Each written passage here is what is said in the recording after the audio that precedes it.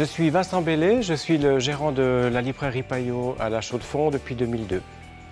Je suis Charlotte Opliger, je suis apprentie en première année de libraire à Payot de Chaux-de-Fonds.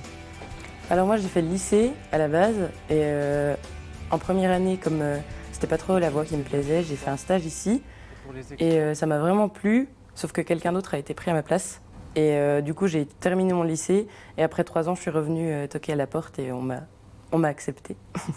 C'est une fille cultivée, curieuse, qui aime le commerce, qui aime les belles choses. J'adore transmettre, je suis un passeur.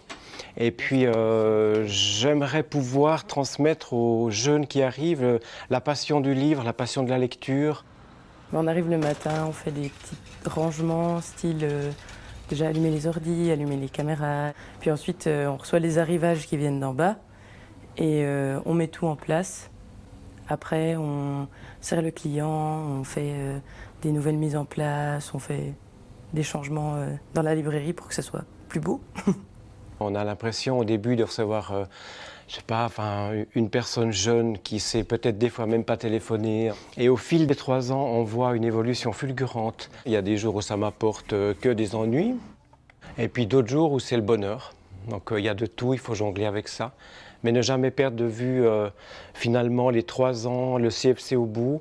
Je pense qu'il faut avoir un minimum de tchatch parce que c'est quand même raconter une histoire, mais qui est racontée plus largement dans un livre. J'aime bien les coups de cœur et puis je pense que ça doit plaire aussi aux clients parce qu'en fait c'est vraiment faire ressortir un titre qu'on a aimé, de dire moi je l'ai lu et voilà ce que j'en ai pensé et j'ai trouvé vraiment que c'était bien. J'ai écrit « Et sous son pinceau, elle retrace l'histoire du monde, de la matière et de l'art. Paola est peintre de faux et pourtant elle nous projette en pleine réalité. Fascinant. » En fait, je trouve avec ce métier, on se trouve très vite confronté à l'ignorance. Parce que quand il y a des clients qui viennent nous demander des livres très spécifiques sur les champignons en Suède, et puis qui sont genre « Vous l'avez pas lu ?» Non, malheureusement.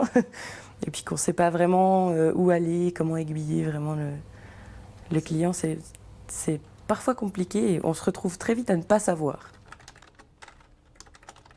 C'est magnifique de voir par où passent ces jeunes, par quelle lecture, quel chemin ils utilisent pour arriver à éclore, quoi. Et c'est assez magnifique de voir ça.